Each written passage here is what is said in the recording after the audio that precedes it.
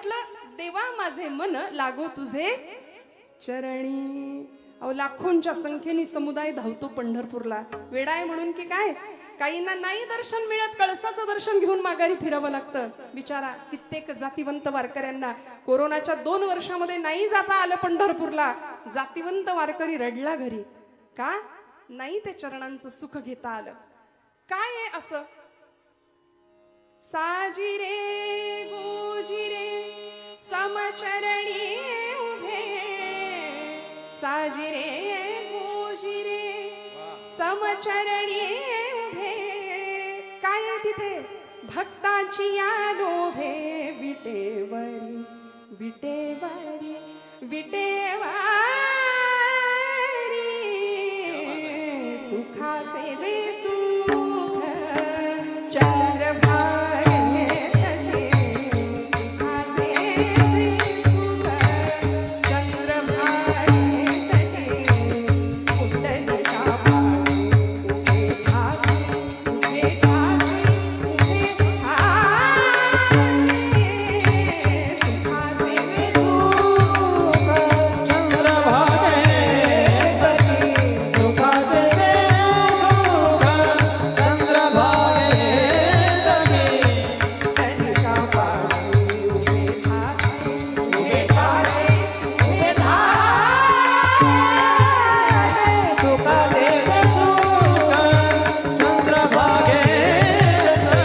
सुखाचे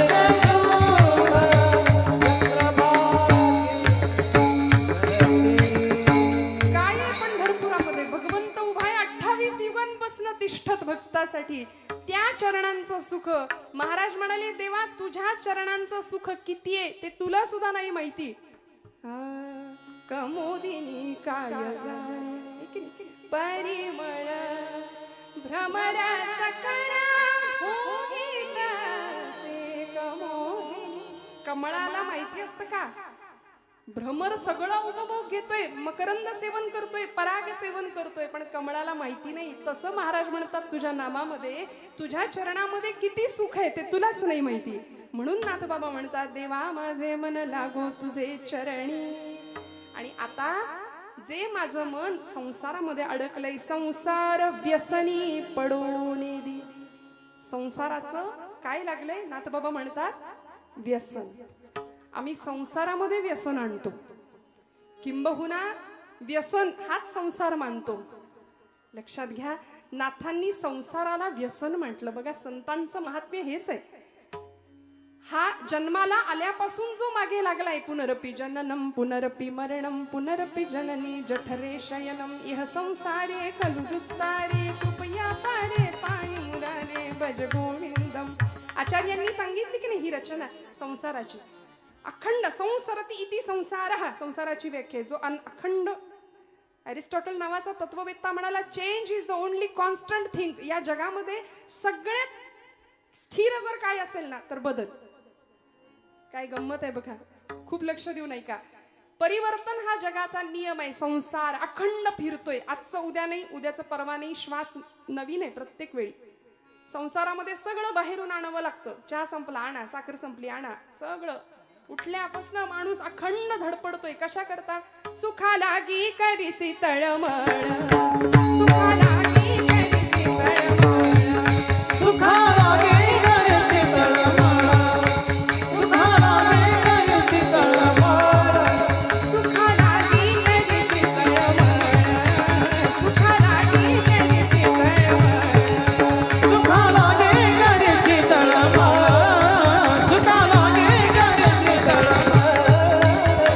पंढरीची जाय एक वेळ, पंढरीची जाय एक वेळ, अवघाची सुख रूप होती, मग तू अवघाची सुख रूप होती.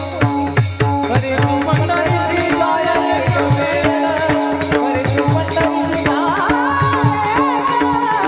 अवघाची सुख रूप होती, मग तू अवघाची सुख रूप होती. जन्मोजन्मीचे दुःख विसरशी, मग तू अवघाची सुख रूप होशी. या सुखासाठी आम्ही अखंड तळमळतोय. संसारात दुःख नाही, संसारच दुःखमय आहे, संसारच दुःख आहे. मग अशा दुःखमय संसाराचं व्यसन मला लागू देऊ नको. भर्तृहरी नावाचे एक सुभाषितकार होऊन गेले, त्यांनी नीतिशतक नावाचा ग्रंथ लिहिला. त्यामध्ये माणसाला व्यसन असलं पाहिजे असं म्हणले बरं का. तुम्ही म्हणाल ताई काय बोलताय, कालपर्यंत आम्ही चांगलं ऐकत होतो आणि आज तुम्ही चक्क सांगताय व्यसन असलं पाहिजे. मग आमच्याकडे तर भली मोठी यादी आहे. व्यसन आणि फॅशन याच्या आहारी लागून आमची पिढी किती बर्बाद झाली. मी कशाला सांगायला हवं. घरं बर्बाद झाली, घराचे 2 तुकडे झाले. विधभर जमिनीच्या बांधाच्या तुकड्यासाठी सख्या भावाचा खून करणारी माणसं आज आम्ही समाजात पाहतोय. एखादा अपघात झाला रस्त्यावर तर त्याला मदत करण्यापेक्षा पहिला फोटो काढून सोशल मीडियावर माझ्याकडून पहिल्यांदा कशी बातमी जाईल याच्या मागे वखवकलेली आमची पिढी लागली आहे. आमची संस्कृती, आमचा समाज, आमचा देश, आमचा धर्म म्हणून भारतीय पुराण पुरुषांनी, महापुरुषांनी 3Dचा जमाना तोही होता बरं का. आजही आम्ही 3D फार करतो ना, पण या 3D मध्ये 3D कुठले होते तर देव, देश आणि धर्म. याच साठी सगळा जीवनाचा अट्टाहास या मंडळींचा होता. त्यामुळे बाकी व्यसन करायला वेळच नव्हती हो. बाकी व्यसन करायला वेळ नाही, बाकी गोष्टींसाठी वेळच नाही. जगाचा तो भार आपुल्या शिरावर ऐसे थोडे तर वाटो द्या हो. कारण माहिती होतं माझ्या इथे प्रत्येक घराघरातनं सुवर्णाचा धूर निघत होता. इतकी श्रीमंती होती आमच्याकडे. सुवर्णाचा धूर, रत्नांच्या खाणी कुठे होत्या? भारत देशात. पण लोक आले, लुटेरे आले, अनेक स्वाऱ्या केल्या, लढाया केल्या आणि आमच्या इथलं सगळं लुटून नेलं. रिकाम्या आगबोटी आणल्या इंग्रजांनी, भरभरून नेलं. इथला ताग, इथलं लोखंड, इथली नीळ, इथलं सोनं, इथला कापूस सगळं नेलं आणि आमचा राष्ट्राभिमान स्वतःच्या टाचेखाली तुडवून टाकला. आणि आम्ही त्यांचे पोवाडे गातो. कुणीतरी यावं, इथलं लुटावं, इथं स्वाऱ्या कराव्यात, आमचा राष्ट्राभिमान तोडवून टाकावा, आमचा स्वाभिमान तोडवून टाकावा आणि आम्ही एवढ्या वर्षानंतर, शेकडो वर्षानंतर सुद्धा त्यांचेच पोवाडे गावेत. आमच्यासारखे शतमूर्ख आम्हीच आहे, लक्षात ठेवा. आम्हाला कीर्तनातनं ही जागृती करणं अपेक्षित आहे. आमच्या भावी पिढीला जर आम्ही नाही सांगितलं तर आमच्यासारखे पापी आम्ही ठरवू. कारण येथ वडील जे जे करीती तया नाम धर्म ठेवीती माऊली. धर्माची व्याख्या आम्हाला सांगतात. मग आम्ही जर कमी पडलो तर आमच्या पिढीसमोर पुढचा येणारा भयान अंधकार, त्याला आम्ही जबाबदार असू. आमच्याकडे एक म्हण आहे, आम्ही शेकडो वर्षानंतर स्वाऱ्या केलेल्यांचेच गुणगान गातो. इथली मंदिरं फोडली, मशिदी उभ्या केल्या. धर्माभिमान स्वतःच्या टाचेखाली तुडवून टाकला. घोड्यांच्या टापा आल्या, मोगलांच्या स्वाऱ्या, सुलतानांच्या स्वाऱ्या, लढाया कुणाच्याही असोत. घरदार जळून राख झाली, सत्यानाश झाला तो मराठी मुलखाचा, मराठी मातीचा. इथल्या बाया बापड्यांची सुरक्षितता प्रश्न होता. वेदशाळेतला वेद, देवळातला देव, स्त्रीचं शील, तिच्या कपाळावरचं कुंकू, तिचं चारित्र्य, तरुणांचा पराक्रम, वृद्धांचं जीवन काहीच सुरक्षित नव्हतं. अशा वेळी नाथ बाबा साक्षीदार होते बरं का. 16वं शतक आहे नाथ माऊलींचं. आणि एकनाथ महाराज पैठणातनं 3.5 शक्तिपीठांकडे अवतान घालत होते. दार उघड बये, दार उघड म्हणून. 3.5 शक्तिपीठांकडे सगळ्या संतांनी अवतान घातलं होतं. का हो? कारण आम्ही इतक्या वर्षानंतर सुद्धा त्यांचंच गुणगान गातोय. आपल्याकडे म्हण आहे, जो जिता वही. वाटलंच होतं मला. आता काय, आपण आपलीच दृष्ट काढली पाहिजे की नाही मीठ मोहऱ्यांनी. एकदा खरंच काढूयाच आपण. कसं कसं बघा ना, मी न काही विचारता पटकन तोंडात आलं तुमच्या, जो जिता वही. आता का म्हणाल? आजपासून म्हण बदलूया. मी हात जोडून प्रार्थना करते, आपल्या सगळ्यांच्या हृदयस्थ परमात्म्याला विनंती करते की आजपासून जो जिता वही सिकंदर नाही. अरे कुणीतरी फुटके लुटेरे येतात, आमच्या इथलं सोनं लुटतात, आमच्या इथला देव, धर्म, देश, स्वाभिमान लुटायचा प्रयत्न करतात आणि आम्ही त्यांचंच गुणगान गातो. आजपासून जो जिते वही छत्रपती शिवाजी महाराज, जो जिता वही महाराणा प्रताप, जो जिता वही राजा विक्रमादित्य, जो जिता वही पृथ्वीराज चौहान. आजपासून त्यांचे गुणवे गायला सुरुवात करूया. जो जिता वही धर्मवीर संभाजी महाराज. का हो? नको त्या गोष्टींच्या आहारी आम्ही जातो, परिणाम संसार उद्ध्वस्त होतो. नाथांनी संसाराला व्यसन मानलं. म्हणाले मला संसाराचं व्यसन लागू देऊ नको देवा. याचा अर्थ प्रपंच करायचा नाही असं नाही. प्रपंच करावा नेटका, मग घ्यावे परमार्थ विवेका. संतांनी सांगितलं फाटका तुटका प्रपंच आम्हालाही मान्य नाही. तो उत्तमच करायचा. प्रपंच असावे सुवर्ण परमार्थी पंचीकरण. प्रपंच छानच करायचा आहे, उत्तम. जोडून या धन, उत्तम व्यवहारे उदास विचारे वेच करी तुकोबा म्हणतात की नाही. उत्तम प्रपंच करायचाच आहे, पण त्याचं व्यसन नाही लागू द्यायचं. कीर्तनाला येता का? नको. दूध फ्रीज मध्ये ठेवायचंय. कीर्तनाला येता का? घराला कुलूप लागलंय की नाही 10 वेळा आम्ही ओढून बघू आणि इथं आल्यानंतर सुद्धा त्या कुलपाचं चिंतन करू. असा हा संसार मागे लागलाय. नको म्हणले, आज मूडच नाही. उठलेलं बसवत नाही, बसलेलं उठवत नाही. कबीरदास म्हणतात, कोई तन दुखी, कोई मन दुखी, कोई धन बिन रहत उदास, थोडे थोडे सब दुखी, सुखी हरी के दास. सगळ्यांच्या मागे दुःख आहे, कारण संसारच दुःखमय आहे आणि तिथे आम्ही सुख शोधण्याचा प्रयत्न करतो. स्वानंद सुख निवासी मामासाहेब दांडेकर असं म्हणाले होते की तुम्ही प्रपंचात सुख शोधता म्हणजे असं झालं की मिरच्यांच्या बाजारात जायचं आणि म्हणायचं जरा खव्याचे पेढे देता का किलोभर.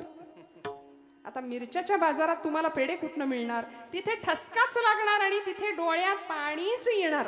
बरोबर आहे की नाही? मग प्रपंचात सुख नाहीये. मग असा संसाराचं मला व्यसन लागू देऊ नको. नाथबाबा म्हणतात, भर्तृहरी म्हणाले, व्यसनानि संति बहुशः व्यसनद्वयमेव केवलम व्यसनम. मी म्हटलं 2 व्यसन माणसाला लागली पाहिजे. कुठली व्यसन? विद्याभ्यसनम व्यसनम अथवा हरिपाद सेवनम व्यसनम. 2 व्यसन जगाच्या पाठीवर अशी आहे की ती माणसाला लागली तर माणूस जीवनाचं कल्याण व्हायला हरकत नाही. पहिलं व्यसन विद्येचं, विद्याभ्यसनम व्यसनम अथवा हरिपाद सेवनम व्यसनम. कुठली तरी कला, मग संगीतातली कुठली कला असू दे, खेळ असू दे, शिल्पकला असू दे, चित्रकला असू दे, विद्येचं व्यसन आमच्या मुलांना लागलं पाहिजे. आमची पोरं हातामध्ये एकदा ते डबडं दिलं की त्यांना जगाचं काही भान नसतं. मग आई बोलवतीये, वडील बोलवताय, जेवायला उठ बाबा, काही नाही. बसून बसून बसून किलो किलो फक्त आमची वजनं वाढतायत. का? इंटरनेट, त्याच्यावरचे गेम, मैदानी खेळ संपले. मग विद्येचं व्यसन लागावं. साहित्य संगीत कला विहीन साक्षात पशु पुच्छ विषाणहीन, हा असं एक सुभाषित आहे. म्हणले ज्याच्याजवळ कुठलं साहित्य नाही, कुठली कला नाही, कुठली विद्या नाही, त्याची गणना ही एखाद्या पशुमध्ये होणार आहे. आणि कुठला पशु? म्हणले पुच्छ विषाण. विषाण म्हणजे शिंग, संस्कृतात शिंगाला विषाण म्हणायचं. विषाण म्हणजे शिंग. शिंग आणि शेपूट नसलेला प्राणी असं मानव प्राण्याचं वर्णन केले बरं का. पुढं म्हणाले, तृणन्न खादन्न पि जीव मानहा. म्हणले नशीब त्या 4 पायाच्या प्राण्यांचं की हा 2 पायाचा प्राणी चारा खात नाही. कारण यानं जर एकदा चारा खायला गेला तर बाकीचे पशु जिवंत उपाशी मरतील. इतिहास आहे. आम्ही अन्न नाही खात, आम्ही माती खातो, दगड खातो, सिमेंट खातो, पैसा तर खातो. बर चारा सुद्धा खाल्लाय बरं. विठ्ठल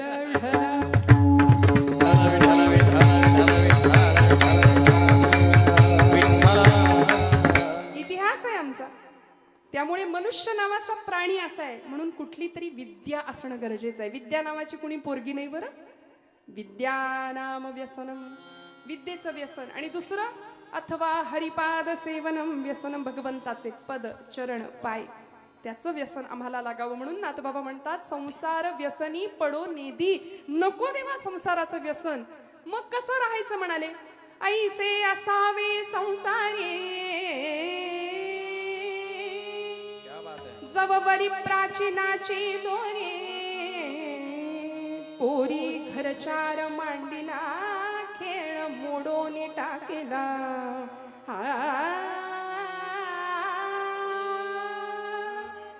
ऐसे असावे संसारी. कसं राहायचं संसारात? जवबरी नाथांचं भागवतातली ओवी आहे बरं. जवबरी प्राचीनाची दोरी, पोरी घरचार मांडीला खेळ मोडोनी टाकीला. लहान मुली खेळतात का नाही भातुकलीचा खेळ? आता पूर्वी खेळायच्या, आता कुठलो? आता कपाळाला टिकली लाव म्हणून ओरडावं लागतं तिच्या मागे. आमचं काम आहे की नाही हो सांगणं. माता भगिनी आहात ना जागे आपण? हो म्हणा, जागे आहात ना आपण सगळ्या? हा. घरातली मुलगी जर आमची टिकली लावत नसेल कपाळाला तर आमचं काम आहे की नाही? हिंदू धर्मात जन्माला आलीस, कपाळाला टिकली लाव छानपैकी, केस मोकळे सोडू नकोस, अंगभर कपडे घाल, हे सांगणं काम आहे की नाही आमचं? म्हणून मगाशी म्हटलं, येथ वडील जे जे करी ते या नाम धर्म ठेवीती. आणि जर आम्ही चुकलो तर लव जिहादी असे टपून बसलेत बरं आमच्या आजूबाजूला. कधी आमच्या लेकीबाळी ओढून पळवून घेऊन जातील आमचं आम्हाला कळायचं नाही.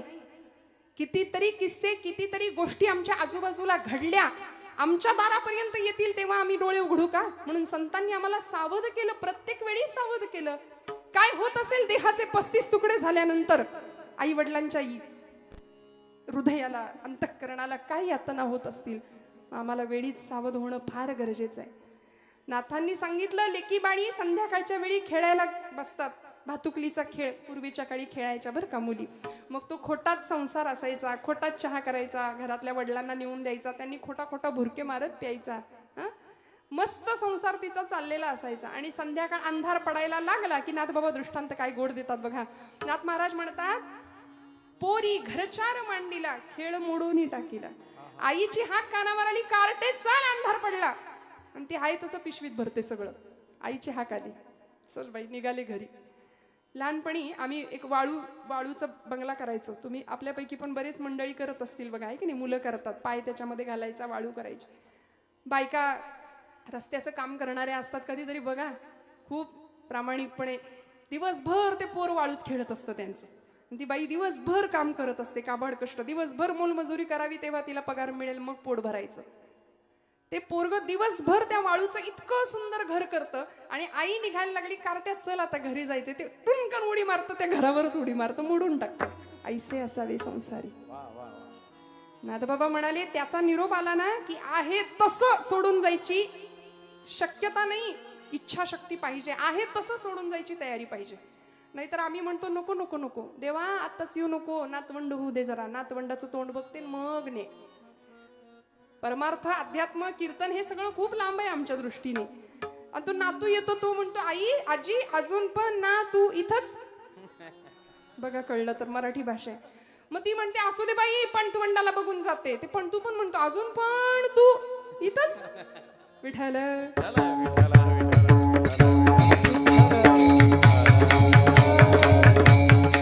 त्यामुळे लोकांना कंटाळा येईपर्यंत आमचं जीवन नसावं, संसाराचं व्यसन लागू देऊ नये. मग नाथबाबा म्हणतात की या संसाराचं व्यसन तर नकोच, तुझ्या चरणाजवळ मन स्थिर राहू दे. पण ते मन चंचल आहे, ते जर स्थिर असायचं असेल तर साधन पाहिजे. कुठलं साधन? अभंगाचं दुसरं नामस्मरण गडो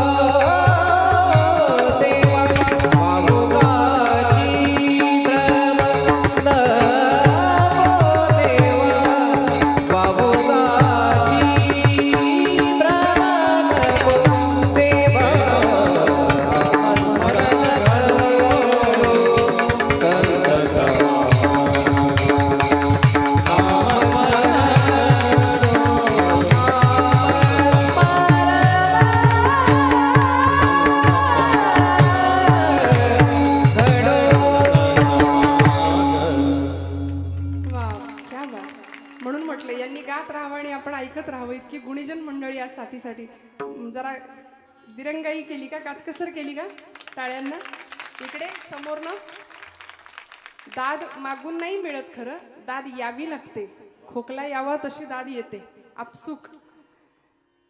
खूप मनापासून दाद देत जा बरं का, कारण ही नादब्रह्माची स्वरब्रह्माची उपासना करणारी माणसं आयुष्य प्रचंड मेहनत कष्ट करून हे सगळं निर्जीव चांबड्यातनं इतका सुंदर आवाज काढणं आणि तुमच्या हृदयाला आनंद देणं हे सोपं नाहीये, हे सोपं नाहीये.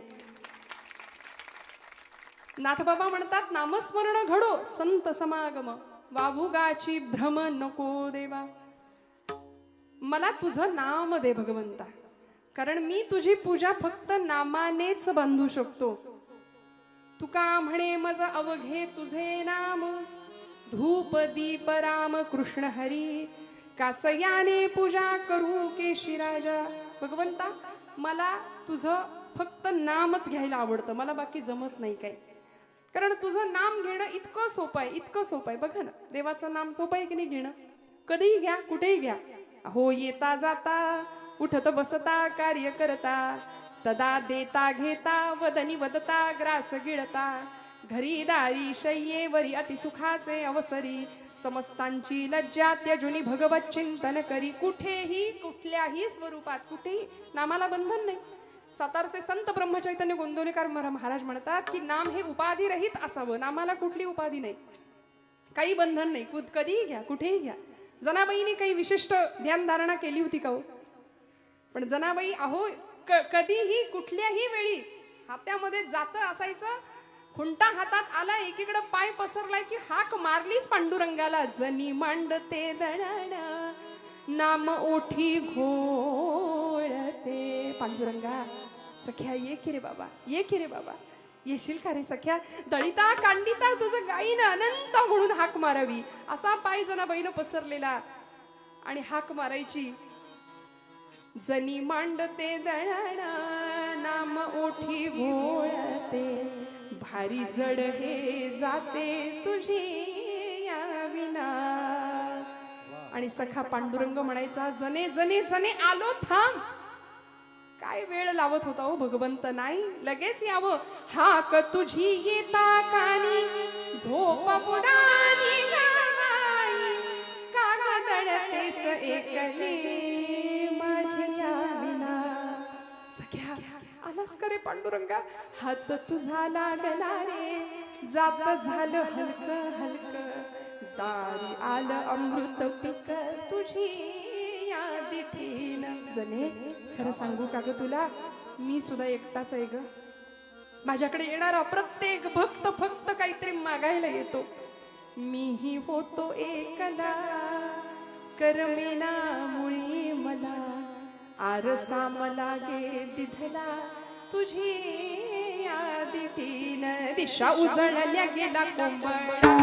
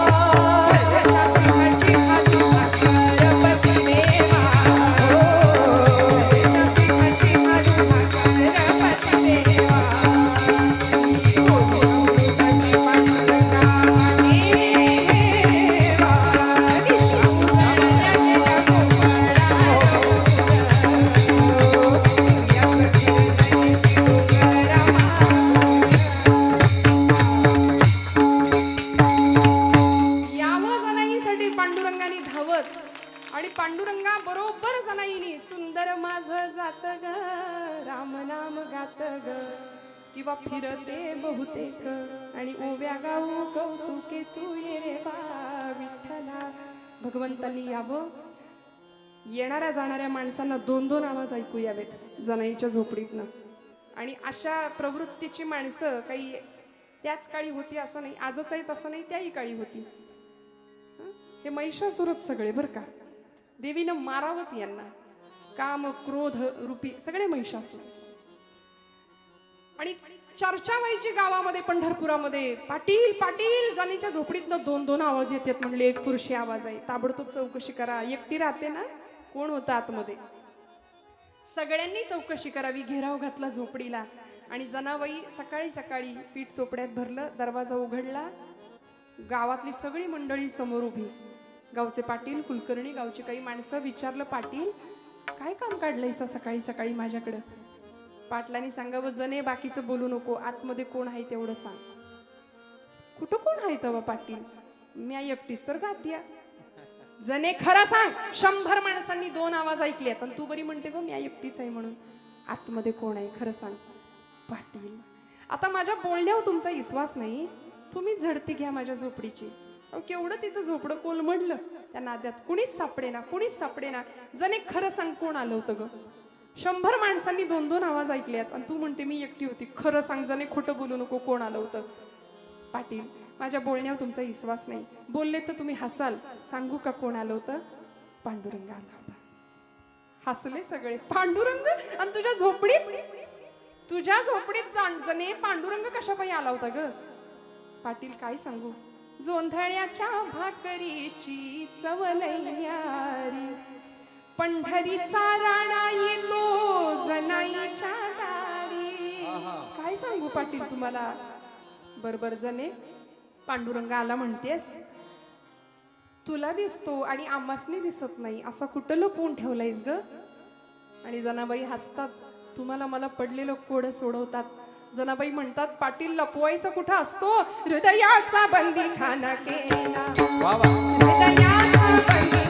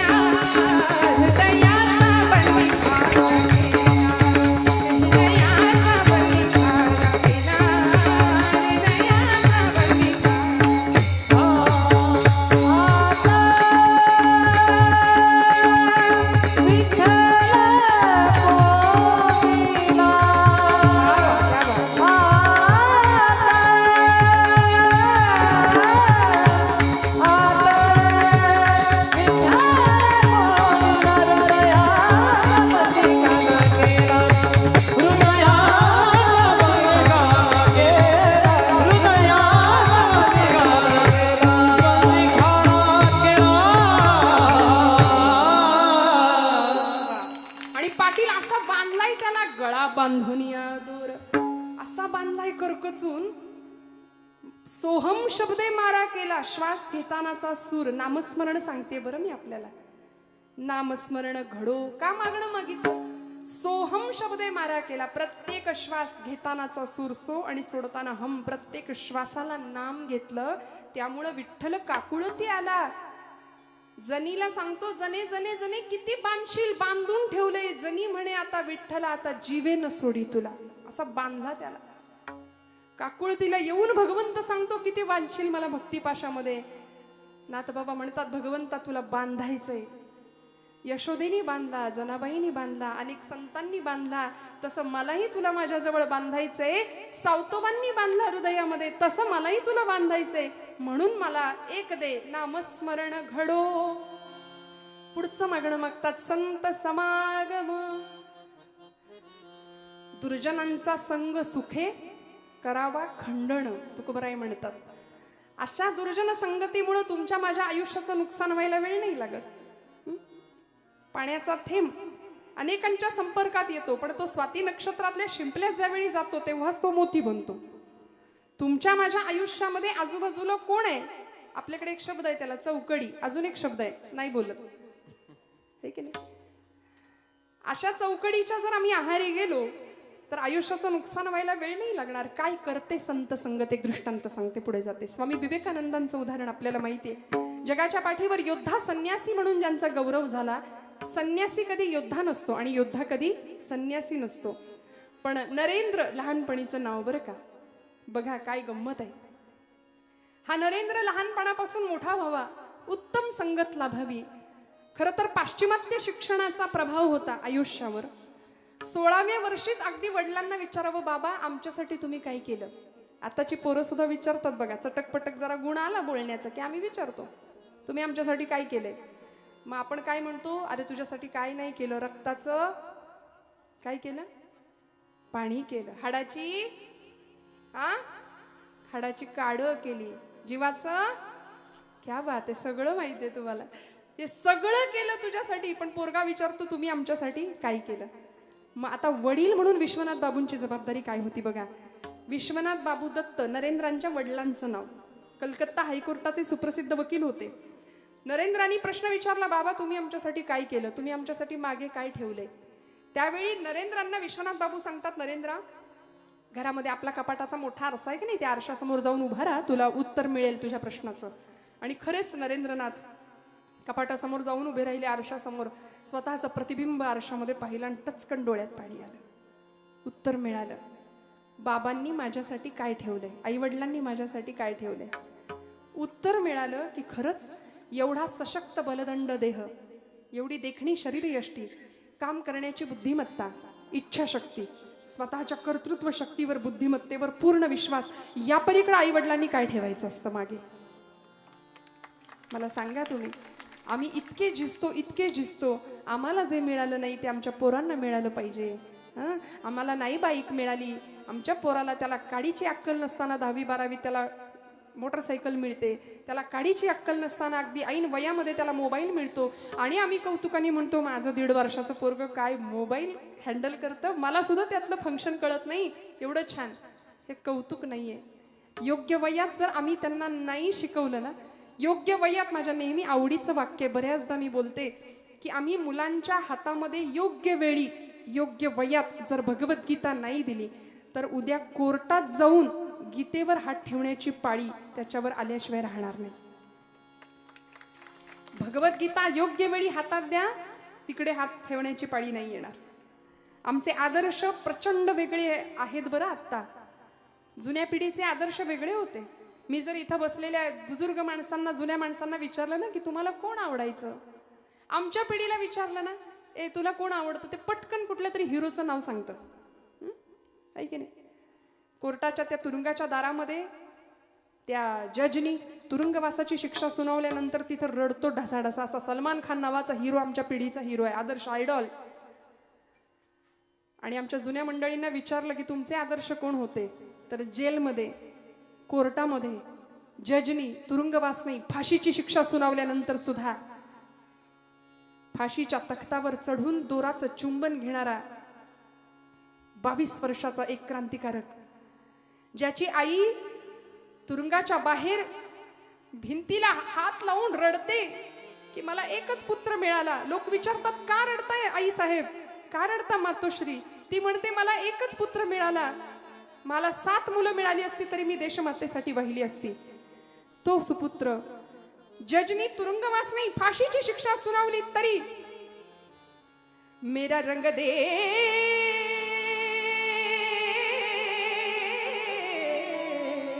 मेरा रंग दे बसंती चोला, माए रंग दे, मेरा रंग दे बसंती चोला, माए रंग दे, मेरा रंग दे, मेरा रंग दे, रंग दे, रंग दे बसंती चोला, माए रंग दे, मेरा रंग दे, मेरा रंग दे, मेरा रंग दे, मेरा रंग दे, मेरा रंग दे,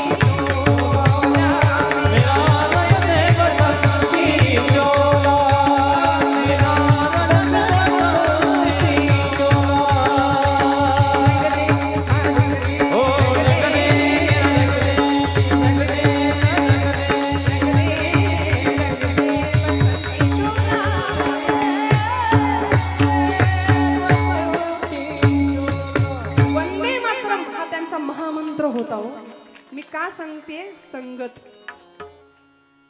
संत संगत मिळाली, सज्जनांची संगत मिळाली. भगतसिंग राजगुरू, सुखदेव, अनंत कान्हेरे. वंदे मातरम हा त्यांचा महामंत्र होता. भगवद्गीता हातावर घेऊन फासावर गेली ही मंडळी.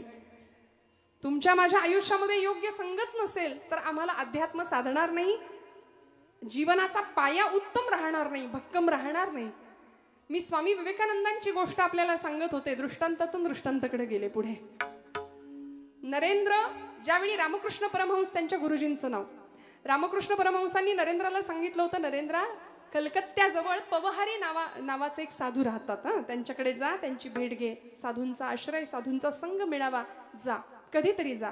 पण स्वामीजींना वेळ नाही मिळाला, कारण ते परदेशामध्ये गेले. शिकागोची धर्म परिषद जिंकली. 11 सप्टेंबर 1893, जागतिक कीर्तीचा इतिहास घडवणारा तो दिवस.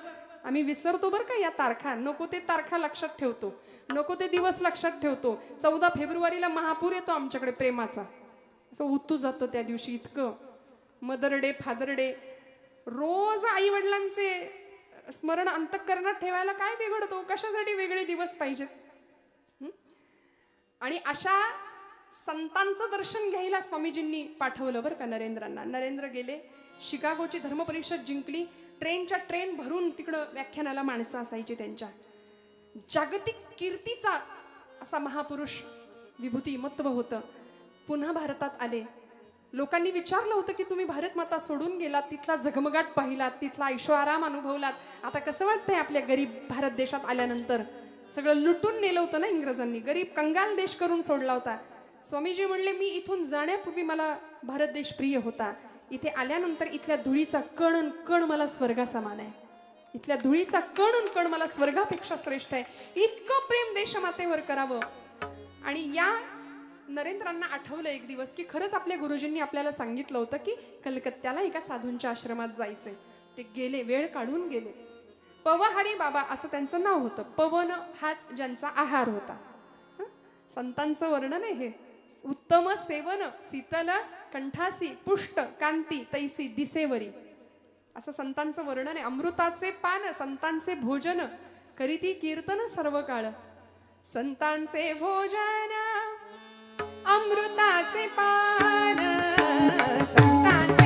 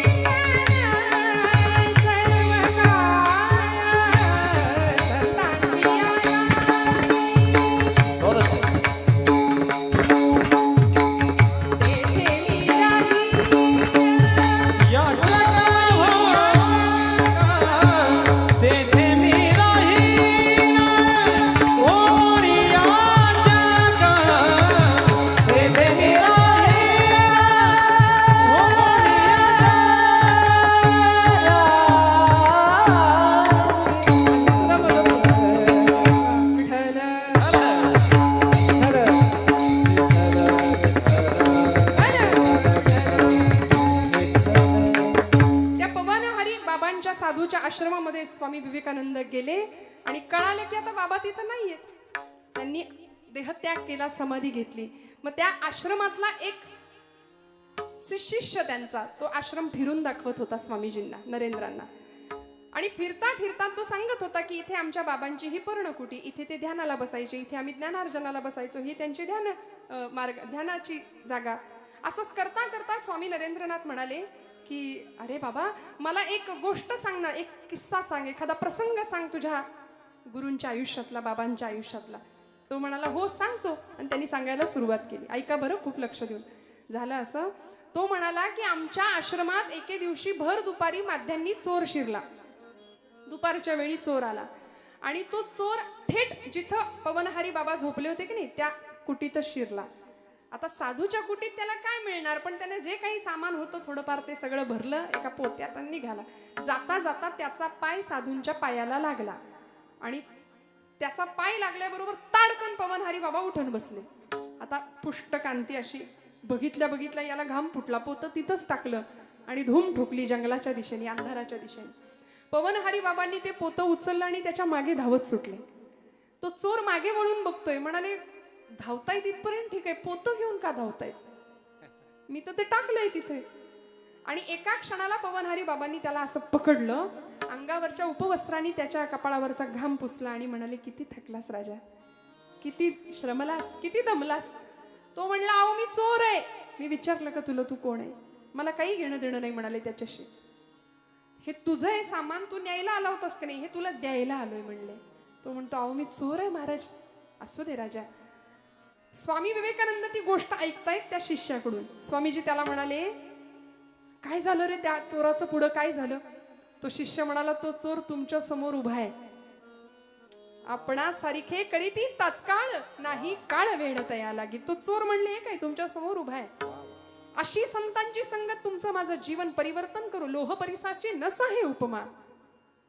असा महिमा आहे संतांच्या संगतीचा.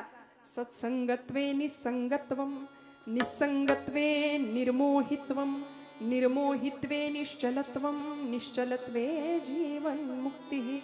जीवन मुक्त स्थितीला नेण्याचं काम संत संगत करते, नामस्मरण करतं. महाराज म्हणाले वाऊगाची भ्रम नको देवा, आम्ही भ्रमिष्ठासारखे वागतोय, गोंधळल्यासारखे वागतोय माहितीये संतांना, म्हणून म्हणतात हा भ्रम बाजूला कर आणि मोकळ्या मनाने मला भजन करायला शिकव. हाताने टाळी वाजवा, मुखाने नाम घ्या, गोड भजन करा. महिला वर्ग अजिबात संकोच नाही करायचा. रंग रंग पांडुरंग रंग विठ्ठला, रंग विठ्ठला.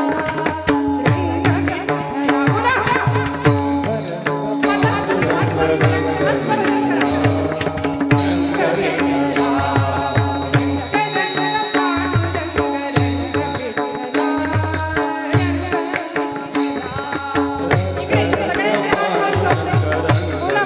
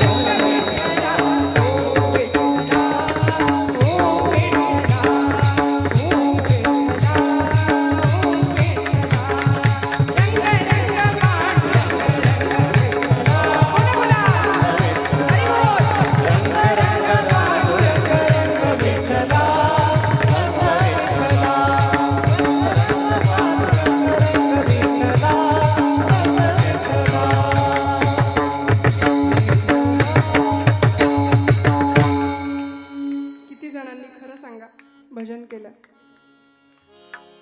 हात वर करताय अगदी प्रामाणिकपणे महिला वर्ग. नाहीतर 11:30 वाजले तरी अजून विठोबा रखुमाई नाही. आणि पुंडलिक वरधारी विठ्ठल श्री ज्ञानदेव तुकाराम पंढरीनाथ महाराज की आम्ही सगळं म्हणायचं, तुम्ही नुसतं हे असं असं नाही बरं का. भगवंताला लबाड भक्ती सुद्धा कळते. नाथांचं मागणं असं उदात्त आहे आणि आम्हाला सुद्धा वस्तुपाठ दाखवणार आहे बरं का. काय मागायचं, नामस्मरण मागितलं, संतसंग मागितला, भ्रम नको. कारण हे जगच भासमान आहे. ब्रह्म सत्यं जगन मिथ्या, जीवो ब्रह्मैव नापरः आचार्य शंकराचार्य म्हणतात. त्यामुळे या मायाधीन असलेल्या जगामध्ये मला सावध ठेव, जाग ठेव. मंथोनी नवनीता तैसे घ्यानंतावा, या व्यर्थ कथा सांडी मार्ग. माऊली म्हणते की नाही, नामा परते तत्व नाही रे अन्यथा, वायाणिक पंथा जाशी जणी. त्यामुळे नाम सर्वश्रेष्ठ आहे आणि ते नाम नाथ बाबा मागतायत. जसं दुधामध्ये तूप आहे का, दुधात लोणी आहे का, आहे का? जागे आहेत का आपण सगळे? दुधामध्ये लोणी आहे का? आहे? नाही आहे. बर, ते दिसतं का? ते दिसण्याकरता प्रोसेस आहे की नाही? ते विरजण लावण्यापासून जितकं चांगलं ताक आम्ही घुसळू तेवढं चांगलं लोणी वर येईल. जसा दुधामध्ये लोणी तसा देही चक्रपाणी. आचार्य प्रल्हाद केशवात्र्यांचं भजन आहे. देह देवाचे मंदिर, आता आत्मा परमेश्वरा, देह देवाचे मंदिर. जशी उसात हो साखर, तसा देहात हो ईश्वर. सगळं नाही म्हणत बरं. तुका सांगे मूढ जना, देव देही का पाहना. अनेकांना वाटतं तुकोबरायांचा अभंग आहे की काय. आचार्य प्रल्हाद केशव अत्र्यांचं ते पद आहे. ते म्हणाले जसं दुधामध्ये लोणी तसा देही चक्रपाणी. दुधातलं लोणी आहे पण दिसत नाही, मग ते करता मंथन करावं लागेल, म्हणजे घुसळावं लागेल. आणि मी नेहमी म्हणते फिजिक्सचा म्हणजे भौतिकशास्त्राचा नियम आहे की ज्यावेळी आपण एनर्जी सेंट्रलाइज करतो, ऊर्जा ज्यावेळी सघन केली जाते, सगळा वारा एकत्र आणला पवन ऊर्जेच्या माध्यमातून, त्यावेळी वीज निर्माण झाली. सगळं पाणी एकत्र केलं त्यावेळी वीज निर्माण झाली. तसं ऊर्जा एकत्र केली की ती जास्त कार्यशक्ती देते, जास्त पॉवर देते. तसं भगवंतांनी आम्हाला प्रचंड मोठी ऊर्जा शक्ती देऊन पाठवले. ती झोपली आहे सध्या. तिला जर जाग करायचं असेल तर भजनाशिवाय पर्याय नाही. म्हणून नामस्मरण संत भगवंताकडे मागतात की माझ्याकडून नाम करून घे भगवंता, हाची माझा नेम सिद्धी नेई, आणि हे सगळं तूच करून घे. आम्ही ध्यानाला बसतो, लोक म्हणतात काय ध्यान बसले. असं आमचं ध्यान.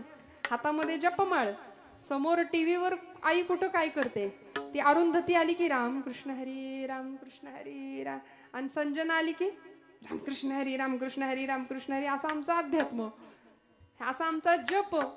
जेणे विठ्ठल मात्रा घ्यावी तेणे पथ्य सांभाळावी. गळ्यात माळ असली पाहिजे, पण माळेला मणी किती असतात हो? नक्की का? तेवढ्या खोड्या काहींकडे असतात. कोरोनाच्या काळात संयम नाही राहिला. डॉक्टरांनी सांगितलं माळा काढा. नाही, डॉक्टर नाही सांगत, डॉक्टर म्हणले खाल्लं तरी चालेल, लोकांनी माळा काढल्या.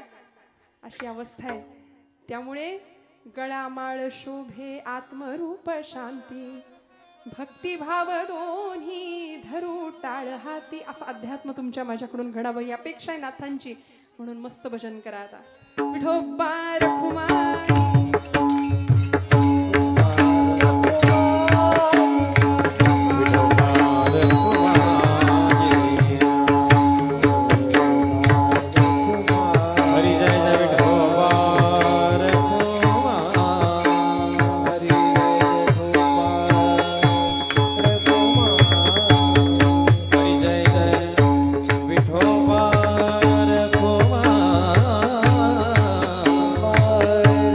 Rama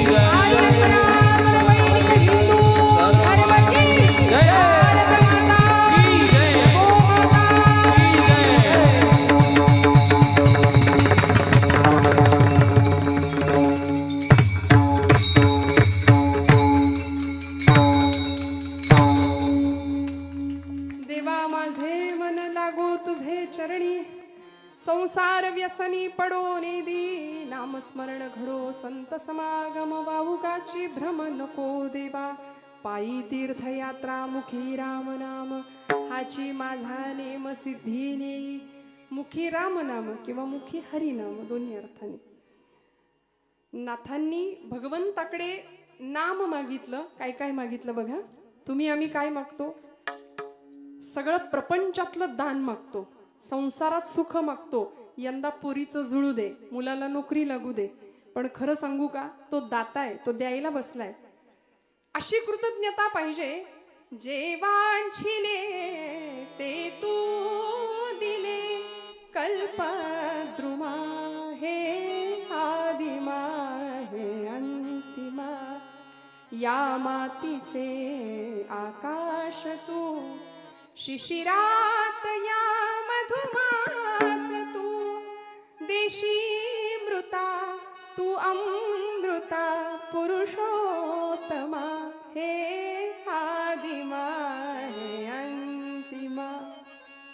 देणे तुझे तुके शिरी, झालो ऋणी जन्मांतरी. क्या बात है. अपकार मी अपराध मी, अपकार मी अपराध मी, परी तू क्षमा हे आदिमा हे अंतिमा, हे आदिमा हे अंतिमा.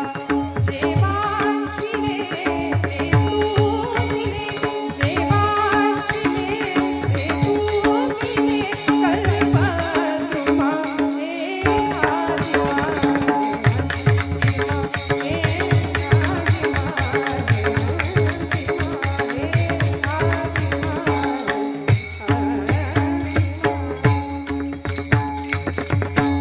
द्यायला तो बसलाय. मागायचं काय हे तुमच्या माझ्या हातात आहे.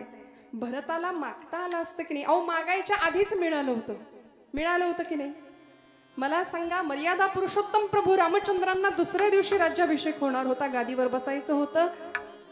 आईच्या वचनासाठी वडिलांना त्याग करावा लागला. सांगितलं, रामा तुला जावं लागणार आहे वनवासाला. सुखदुःखे समे कृत्वा लाभा लाभो जया जयो. या परिस्थितीमध्ये कुठलीही वेळ आली तरी, ज्याला मराठीमध्ये स्टेबल म्हणतात, असं बोललं की लवकर कळतं. काही परिणाम नाही होऊ दिला, काही नाही. आमचं कसं, जरा कुठे खुट्ट झालं की आमचा पारा असा लगेच चढतो. प्रपंचामध्ये या एका विकारावर आम्हाला विजय मिळवता आला ना तर आम्ही सुखी होऊन जाऊ. प्रचंड राग, पण सगळं स्वीकारलं की नाही. असा पुत्र प्रभू रामचंद्र सगळं स्वीकारलं आणि निघून गेले. सीतामाई सुद्धा निघून गेल्या. किती मोठा त्याग होता, स्वार्थ त्याग कशाला म्हणायचं, निघून गेल्या. भरताला सगळं मिळालं होतं, बंधू प्रेम असं होतं, पण तरी सुद्धा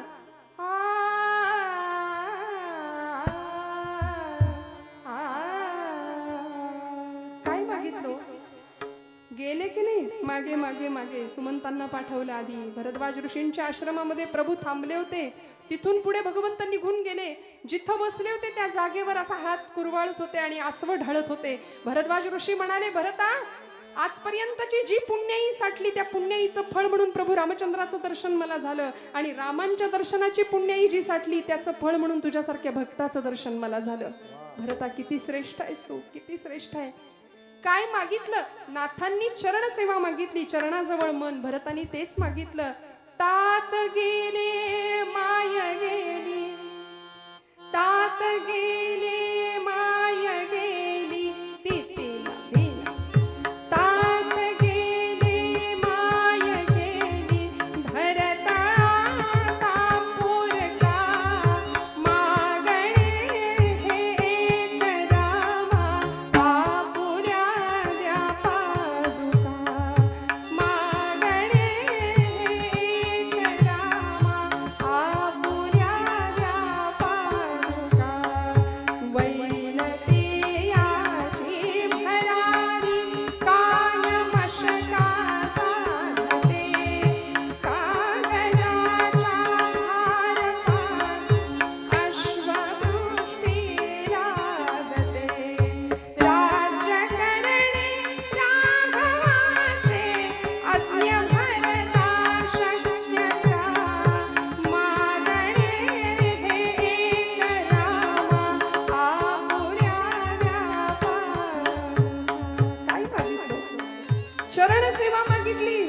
पादुका मागितल्या, आयुष्यभर त्या पादुकांची सेवा केली, स्वतः संन्यस्त वृत्तीने जीवन जगले. जमेल का हो असं आम्हाला? आम्ही मात्र कधी एकदा सगळ्या जगाची भूक काय मला सांगा? सध्या सगळ्या जगाची भूक काय आहे? सत्ता, संपत्ती, ऐशो आराम, आधुनिक सुखाच्या साधनांनी वखवक वखवक वाढवली. घरामध्ये सगळं आहे, सगळं घर भरलंय फर्निचरनी, माणसांना बसायला जागा नाही एवढं भरलंय. सगळं सेट आहे, sofa set, dining set, kitchen set. माणूस कायम अपसेट, कायम असमाधान, समाधानच नाही. सगळ्या सुखाचे अलंकार जर अंगावर उपभोगायचे असतील तर संतांनी नामाला महत्व दिलं, संत संघाला महत्व दिलं. म्हणून नाथ बाबा नामस्मरण मागतात, संत संघ मागतात, तीर्थयात्रा मागतात. सगळ्या संतांनी तीर्थयात्रा केली, नामदेवांनी तीर्थयात्रा केली. 5व्या वर्षी अलौकिक सिद्धी मिळालेले संत श्रेष्ठ नामदेव काय सांगतात? माझा पांडुरंग राऊळातच आहे, माझा देव इथेच आहे विटेवर. का हो? अशी अलौकिक सिद्धी मिळाली होती की ज्यावेळी गोणाई माता सांगते नाम्या आज पांडुरंगाला नैवेद्य तू दे, त्यावेळी 5 वर्षाचे नामदेव येतात, पांडुरंगासमोर नैवेद्य ठेवतात, म्हणतात करा सुरुवात, करा सुरुवात. एवढ्या अर्जवानी देव जेवेल का हो? जेवेल का? तुमच्या माझ्याकडून जेवतो का देव? आम्ही नैवेद्य ठेवतो, लगेच काढून घेतो. खाल्लं बिल्लं तर करायचं काय त्याने? केवढी भीती आम्हाला. आणि तो आपला नैवेद्य खात नाही याच्यातच तो आपली आब राखू नये, लक्षात ठेवा.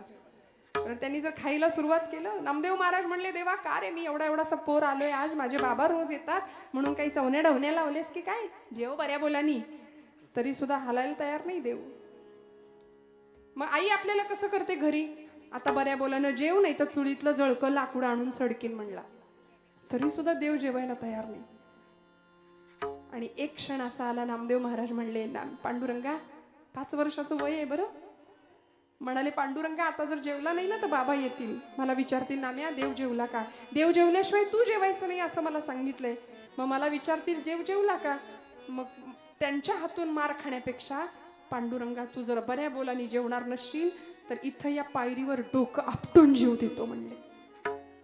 आणि ठाडकन डोकं आपटणार पायरीवर. एवढ्यात डोक्याखाली मऊसर हात लागला, डोक्याला लागलं नाही आणि गाभाऱ्यातनं आवाज आला, नाम्या नाम्या अरे वेडा की काय तू? दगडाचा देव कधी जेवतो का रे? नामदेव हुशार महाराज. महाराज म्हणाले पांडुरंगा दगडाचा देव कधी बोलतो का रे? बोललास चल. चाटून पुसून ताट स्वच्छ करायला लावलं पांडुरंगाला. सगळं ताट स्वच्छ करून आले, घरी आले आणि गोणाई मातेनं बघितलं रिकामं ताट. म्हणली कार्ट्या धीर नाही धरवला, सगळं संपवलं. भूक लागली करतो. आई अगं मी नाही संपवलं. मग कुणी संपवलं? अगं ज्याच्यासाठी दिलं होतं त्यांनी संपवलं म्हटले. कुणी संपवलं? पांडुरंगानी. देव जेवला? हो आई देव जेवला. कुणी बघितलं? कुणी कशाला बघायला पाहिजे आई? नाम्या खोटं बोलू नको, देव कसा जेवेल? अगं आई खोटं कसं बोलायचं हेच माहिती नाही ग मला. आम्हाला वेळ लागतो का खोटं बोलायला आमच्या पोरांना? कारण आम्हीच त्यांना शिकवतो, ही वस्तू तुला दिली आहे, ही दुसऱ्या कुणालाही द्यायची नाही. मग ते पोरग कळायला लागल्यापासून हे सगळं माझं आहे असे आम्ही बांधावर उभे राहतो. आलेल्या पाहुण्यांना सांगतो ते झाड ते डोंगर दिसतंय का तिथपर्यंत सगळं माझं आहे. ती धरणी माता हसते आपल्यावरती, म्हणते याचा पणजा सुद्धा हेच म्हणायचा, याचा आजा सुद्धा हेच म्हणायचा, हा सुद्धा हेच म्हणतोय. म्हणून भूमीपती नाही भूमिपुत्र असावं आम्ही. लक्ष्मीपती नाही लक्ष्मीपुत्र होण्याच्या प्रयत्नात असावं. भगवंताची कृपा झाल्याशिवाय राहणार नाही. गोणाई माता विचारते नाम्या खरं सांग कोण जेवलं?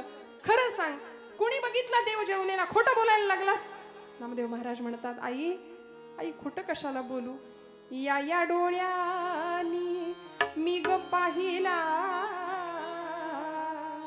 या डोळ्यानी मी ग पाहिला, देव जेवला ग देव जेवला, देव जेवला ग देव जेवला, देव जेवला ग देव जेवला, देव जेवला ग देव जेवला, देव जेवला ग देव जेवला, देव जेवला ग देव जेवला.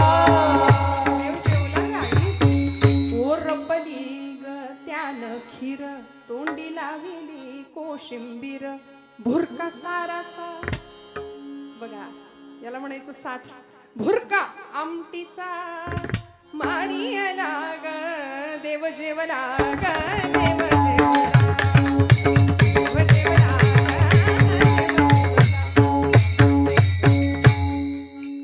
आई देव जेवला म्हणून सांगितलं. भगवंतासाठी सगळं सर्वस्व नामदेवांसाठी पांडुरंग होता. भगवंतांनी सांगितलं, नाम्यानी बोलवलं की येणार, त्याच्याबरोबर खेळणार, त्याच्यासोबत जेवणार, त्याच्या कीर्तनात नाचणार सुद्धा.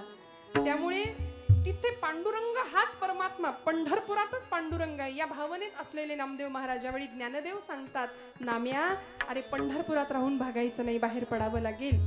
शिंप्याच्या जातकुळी जन्माला आलास म्हणून काय झालं, सगळ्या जगाला कळू दे नामदेव नावाचा शिंपी अवघा देश शिवायला निघालाय प्रेमाच्या धाग्यानी आणि भक्ती नावाच्या सुईनी.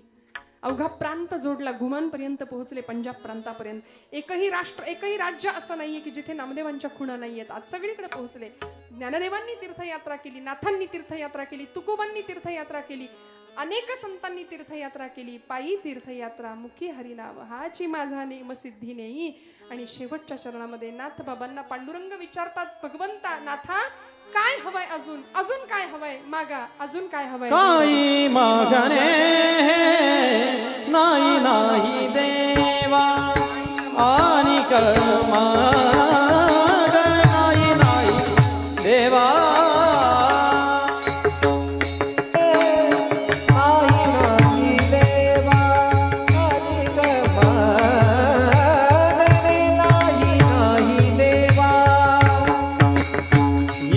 जनार्दनी सेवा दे, एका जनार्दनी सेवा दे. नामस्मरण घडो संत संगम, नामस्मरण घडो संत समा. एका जनार्दनी सेवा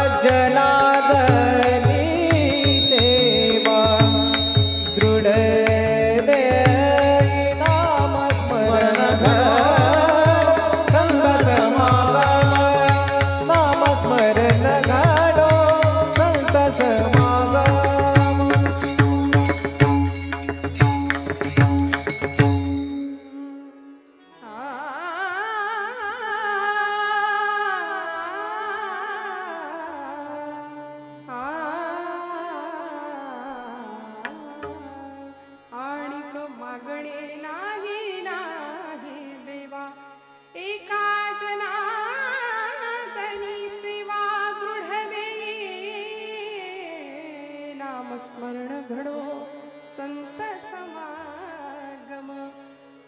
आणि मागणे नाही नाही देवा. आम्हाला कुठेतरी थांबावं असं वाटतच नाही. आम्ही अखंड धावत राहतो. नाथ बाबा म्हणले, भास देवा खूप दिलस, मी खूप मागितलं, मागणं काय, तुझी चरण सेवा. भ्रम नको, संत समागम दे, नामस्मरण घडू दे, पायी तीर्थयात्रा दे, आणि हे सगळं तू करून घे. असे हुशार संत होते. हाची माझा नेम सिद्धी नाही, तूच करून घ्यायचं, कारण करता करविता तू आहे. ते करते पण माझ्याकडे आलं की मला दुःख होईल. आमच्या अहंकाराला कारण काय असेल तर आमचं करते पण असतं. म्हणून श्रोते हो, सगळं करते पण भगवंताकडे सोपवावं. मी करता ऐसे म्हणसी तरी तू दुःखी होशी, श्रीराम करता म्हणता पावसी यश कीर्ती प्रताप. आणि हे सगळं मिळायचं असेल तर सगळं सोपवावं भगवंताकडं. सख्य भाव, दास्य भाव, अनेक भावांनी त्याची भक्ती करता यावी. उत्तम मागणं भगवंताकडं मागावं. आणि ते मागणं मागत असताना निष्काम भाव असावा. नाथांचा तो भाव होता. भगवंतांनी नाथांना भरभरून दिलं. प्रपंचही उत्तम झाला नाथांचा, परमार्थही उत्तम झाला. तुमच्याही प्रपंचामध्ये, आमच्याही, आपल्या सगळ्यांच्या प्रपंचामध्ये, परमार्थामध्ये भगवंत असावा, या एकाच भावनेनी आजची सेवा भगवंत चरणावर रुजू करते. बोलत असताना काही वेडवाकडं गेला असेल तर मोठ्या अंतःकरणाने क्षमा करा श्रोते हो. आपण सगळे गुणीजन आहात. माझ्यापेक्षा वय, ज्ञान, अनुभव या सर्व बाबतीत आपण श्रेष्ठ आहात. जे जगा धाकुटे होई जे ते जवळीक माझी माऊली म्हणते, त्यानुसार मला कायम धाकटं व्हायलाच आवडेल. आपल्या सगळ्यांचे आशीर्वाद मी पुन्हा पुन्हा मागते. इतकं सुंदर आयोजन, इतकं सुंदर संयोजन विकासदादांचं आहे.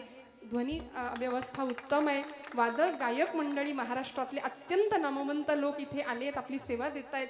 सर्व टाळकरी मंडळी, सर्व गुणीजन, आपण सर्व पंचक्रोशीतले श्रोतृवर्ग मनापासून सगळ्यांच्या चरणी हृदयस्थ परमात्म्याला वंदन करते. एकच सांगेन, आपण जगाकडे पाहतो, आपले डोळे सुंदर असतील तर जग आपल्याला सुंदर दिसेल.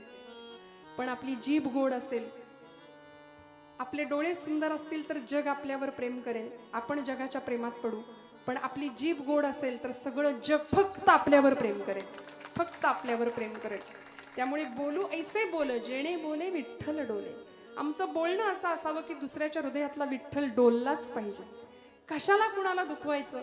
ईर्ष्या, द्वेष, मत्सर, मद या सगळ्या विकारांपासून दूर ठेवूया स्वतःला. तेव्हाच तुका म्हणे देह भरिला विठ्ठले, काम क्रोधे केले घर रीते. हे घर भाडेकरूंनी भरलंय, त्यांना बाजूला करायचं, हाकलून द्यायचं, आणि मग घरामध्ये भगवंत राहायला येईल, विठ्ठल राहायला येईल. असं मागणं दिव्य भगवंताकडे या उद्देशाने मागूया. पुन्हा एकदा सगळ्यांच्या चरणी वंदन करते. झालेली सेवा पांडुरंग चरणावर अर्पण करते आणि कीर्तनाला, सेवेला विराम देते. ज्ञानेश्वर